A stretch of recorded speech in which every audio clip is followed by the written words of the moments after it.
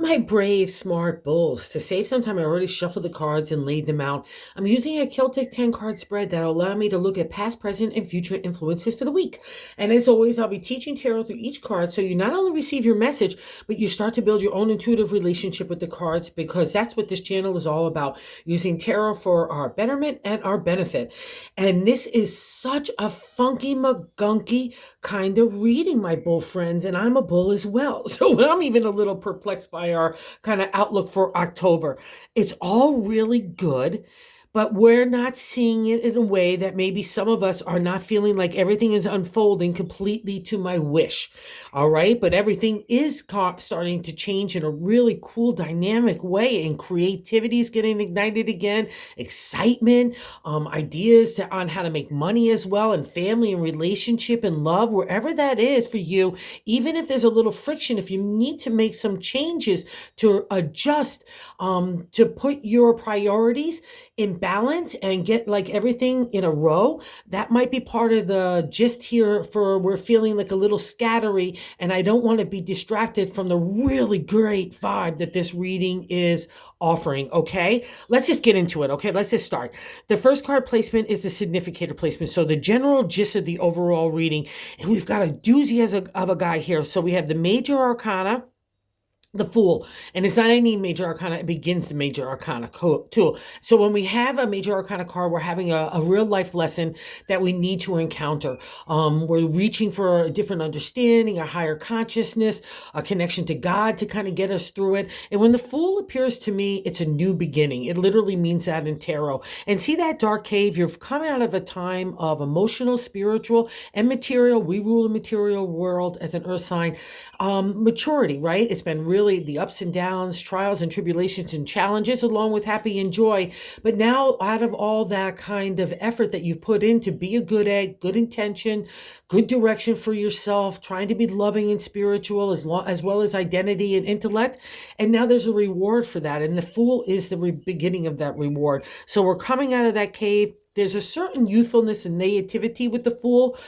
And we can feel like if we've accomplished some stuff, that's what part of this reading says as well. If we feel like we've achieved some stuff, we could feel like it's been tempered down, that kind of enthusiasm, that it's not on offer for us. But that's exactly what the Fool offers.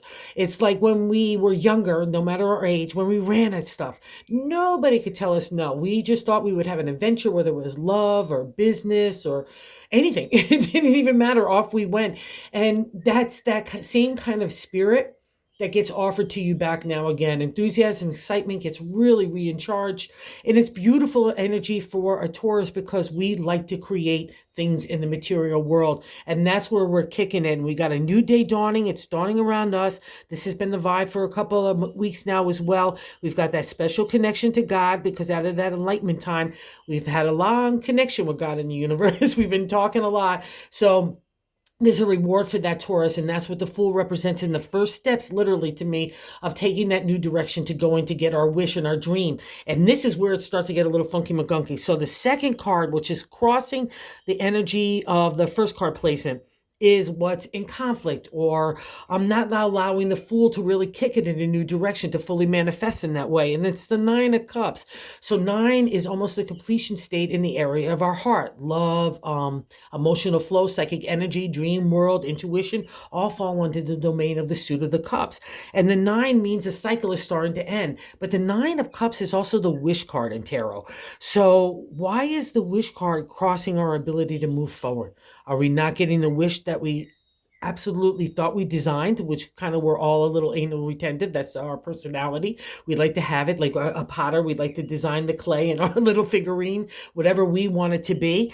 And the God in the universe, like they say, try to share it with your plans. So they're going to go laugh at you and mess it up. And I think that's what's happening to us right now. We're getting a real dose of the dream and the reality.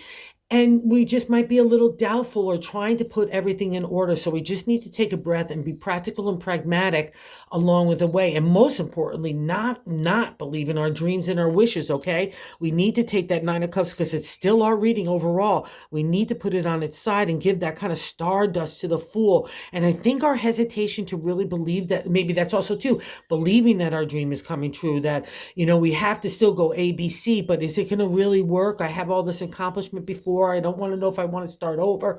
How am I, I'm getting doubtful and maybe insecure. Poo-poo that stuff, okay, Taurus?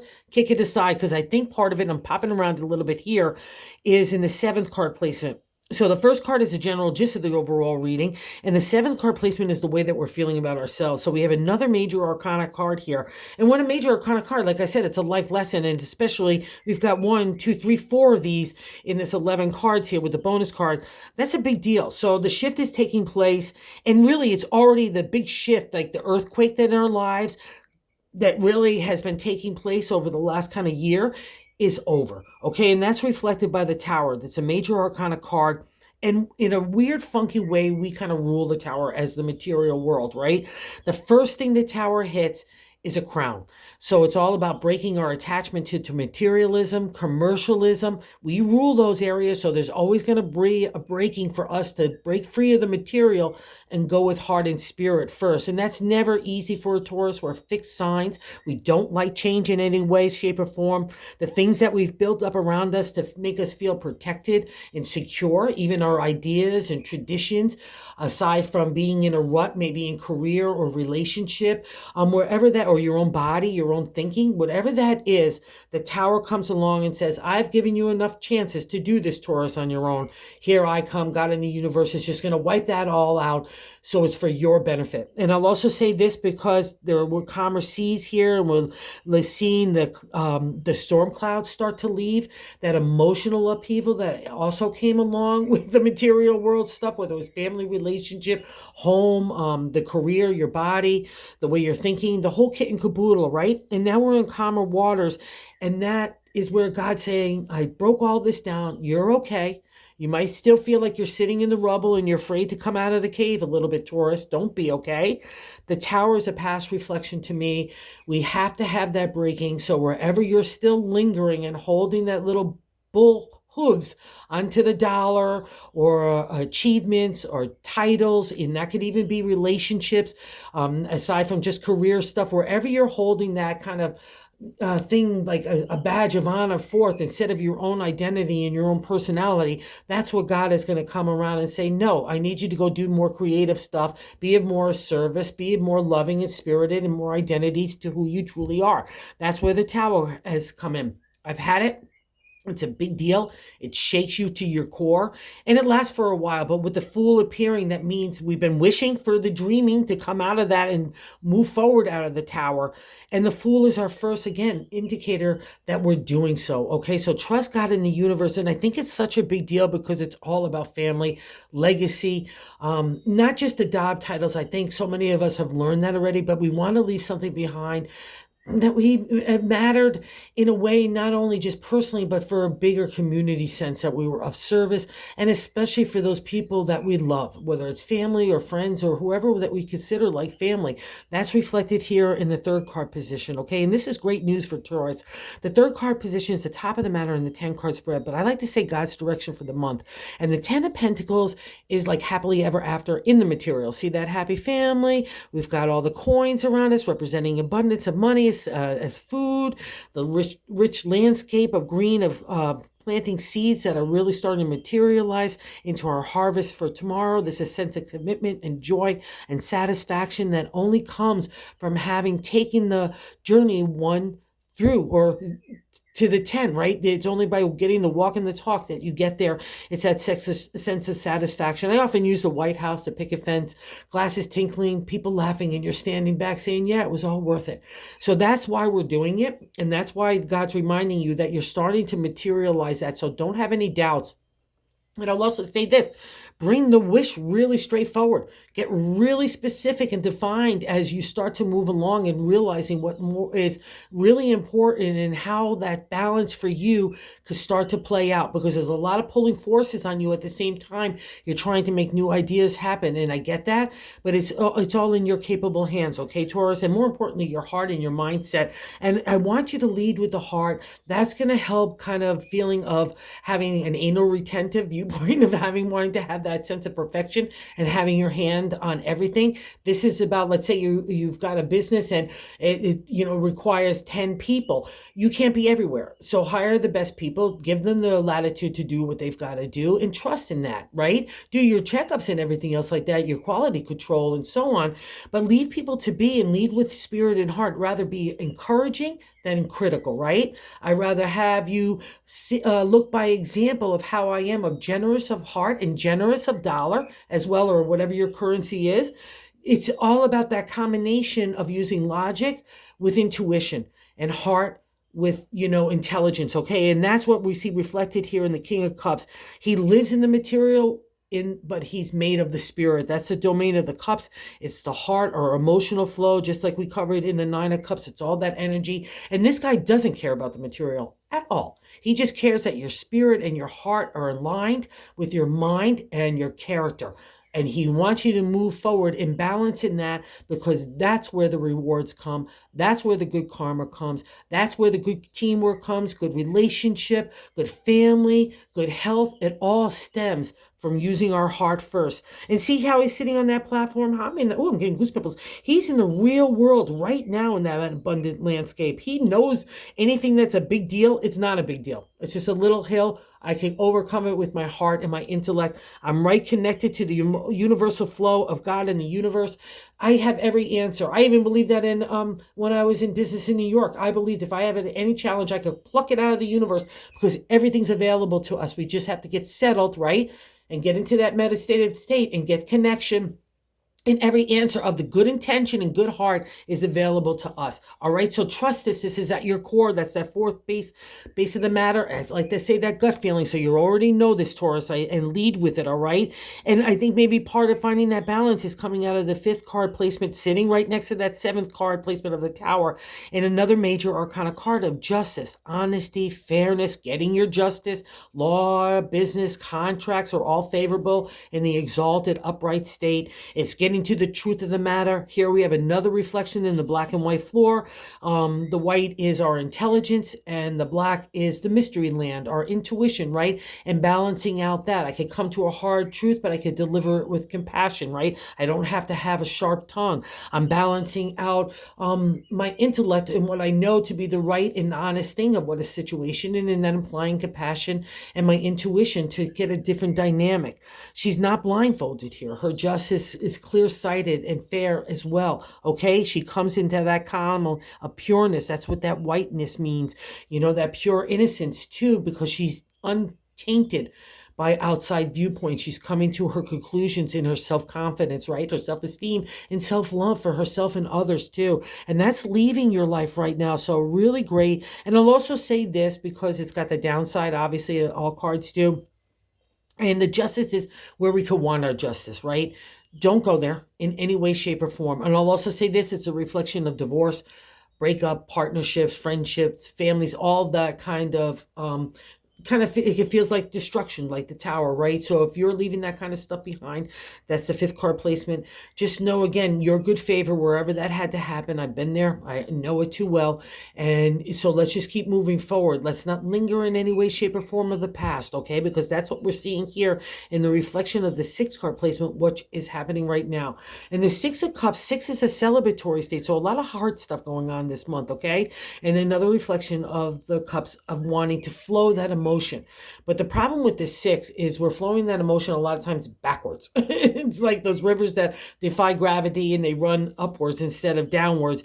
And we're coming out of calm seas. We worked really hard to kind of get a settled place out of maybe heartache, heart lessons, good and bad. And that's a reflection of the six. I want you to take the memories and the wisdom of the joy and the happiness or the positive aspects of relationship, wherever they touch you, all right? Doesn't just have to be in the lover sense, and take those forward. But if you're lingering over past people and like, oh, well, it's me, or past situations, including emotion as well as material, because we rule the material, so it's always going to be a dimension of our heart.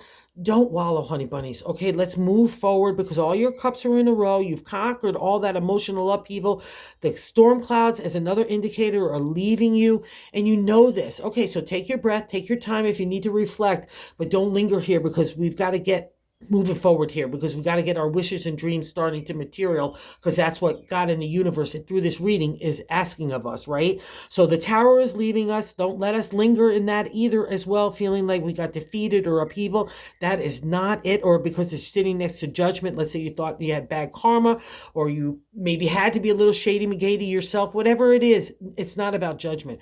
It's about clearing the way, because you become stagnant in a rut, and I need you to move in a new direction. And it's going to shake up everything for a Taurus, because once one thing gets shaken up, it's like a little ripple, right? It affects everything else. And this is why I keep saying too about being confident and brave and believing who, and remember who you are too. You're a Taurus, you're a bull. You can do anything, all right? And so you're getting to stand up here, wipe that dirt out of your eyes, and start to see the light that God is offering, because that's the Fool. That new day is dawning, and it's dawning around you, my friends, all right?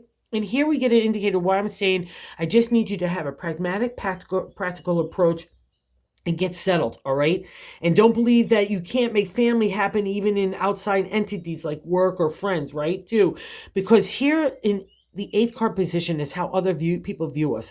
The 5 is numerology, and tarot is good luck. But in tarot, there's always a conflict or to get over, as far as I say. And here we meet that creative energy of imagination, inspiration, taking your material reality. We're moving halfway through the numbers of the 10, right? Each suit of the minor arcana has 10 cards plus the royal cards as well, right?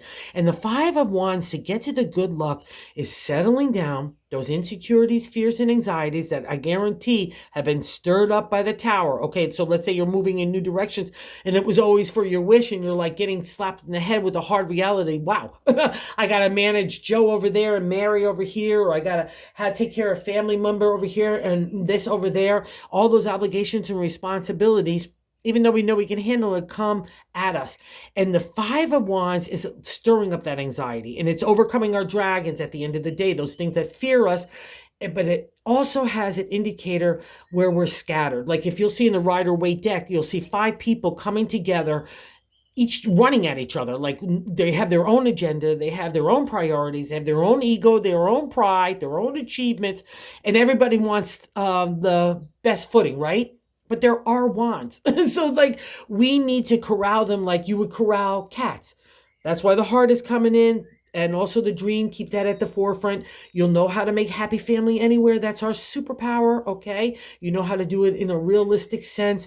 And that's the 5. It's like picking up the scattered pieces of the wands. All of them are flame though, so nothing's gone out. And we just need to get them organized in that practical, pragmatic way, okay? So I don't want anyone looking at you as scattered and then getting insecure and doubtful. That is really going to bum me out, okay? So let's not that happen. Let's go get the 5, get settled, get your little cats in a row along with their wands, all right? And all will be good, okay? Does that make sense to you, Taurus? I hope it does, all right? Because it's real insight there that could be really helpful for those of you that need it. And in the 9th card placement is our hopes and fears. Okay, so this is really interesting, especially sitting on top of the 5 of Wands and sitting next to the Emperor. The 6 is another celebratory state. 369 in tarot numerology are celebratory states, and like platform states to say, hey, good job, Taurus. Look how far you've come, right?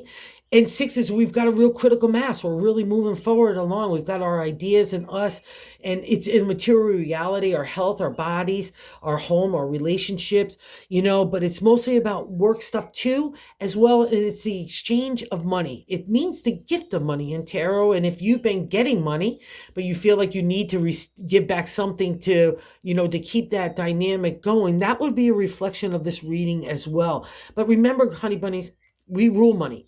So even if we're up against the wall, money always seems to appear out of somewhere, but for earth signs. But it's about the even flow of resources as well.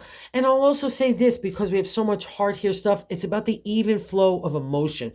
So wherever you're not feeling like you can give enough, because the Empress would be part of that dynamic as well. She's a major arcana card, and the 10th card, outcome card. She means nurturing for yourself, but we could also beating ourselves up. Let's say we're a parent, or a caretaker, or an emotional or even financial support for other people. We could be beating ourselves up, and it affects our mood, right? So if you're not feeling like like you're putting out money and you're worried about the return, that's the wish.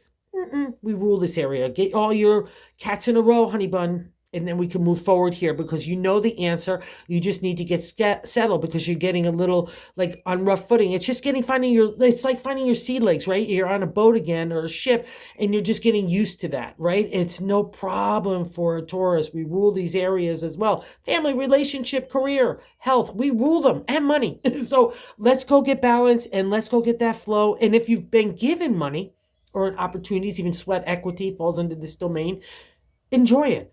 Don't beat yourself up in any way, shape, or form. Just enjoy this moment and get yourself together, because a whole new thing, including your wishes and dreams, are on hand. And cut yourself some slack. Maybe that's why this, like, the dream is like being at the crossing of the Fool. Maybe obligations or responsibilities, that falls under the domain to me for the Empress, because we could be pulled in a few variety of ways too, and we can be feeling our mood swing. We're Earth, right? We're Earth signs. So sometimes on spring and summer, oh hey, happy, and watch out, I might have a brief period of fall, and then I'm going slammed right into winter, and it affects our attitude, our approach, our tongue. Like, we get a little scattery, and that's to me the overall thing about the Empress. You need nurturing. Don't beat yourself up with that narrative. Let's keep planting our seeds of tomorrow's harvest. She's got extra abundance here in the food and host and hospitality and being of service, and just being a good friend or a good partner or a good family member, being giving and generous. That's the exalted state, because she wears her crown confidently. She doesn't undermine herself with the material, right? Even though she's partly ruler of it. And that's kind of like after the Emperor, where we're learning about the boss, the business, the right and wrong of stuff. The Emperor says, be kind and loving. See how that waterfall? She is all about emotional flow. And that's the whole message here. Emotional flow, like with the King and the Empress, brings your dreams and wishes, and also that dynamic of settling things down where they might feel upsetting. And if you're not feeling that, look around you, because other people might be feeling it about you. So make sure you're settled in that way too. That would just be a reflection of the 5, okay? And in the B card, in the bonus card, is the major arcana card, the Devil. And it's certain cards in tarot, including the Devil, like in the exalted, the upright position, mean the really hard stuff. It would be normally in the negative, the reverse, or the non-exalted place. And in the Devil in the upright position means that we have to break free from things that are keeping us in a self-imposed prison, whether it's a career, bad family members or friends, relationships. All that comes into your kind of viewpoint for you to decide what stays and what goes. It really has to be a realistic look, because in the non-exalted, the reverse, we want to break free. We know that certain habits, even traditions, addictions fall under the domain of the Devil. He's there to remind us that something is holding you back. So, and it's self-imposed, like I said. So take a clear look at that, because the wish is here. And I'll say this, if you have achieved that freedom out of that breakup there of the Tower, congratulations, Taurus, because that's exactly what you're meant to do. The things that, like ego, pride, where we also rule that, anger, rage gets stemmed out of that, just like that 5. All those things get stirred up when we kind of feel scattered or insecure, right? And the Devil wants to stir that up to break us free, because that's the thing about the people that are chained. They're not chained at all. It's like they're loose, but they're staying there by their own will, okay, in their own accord.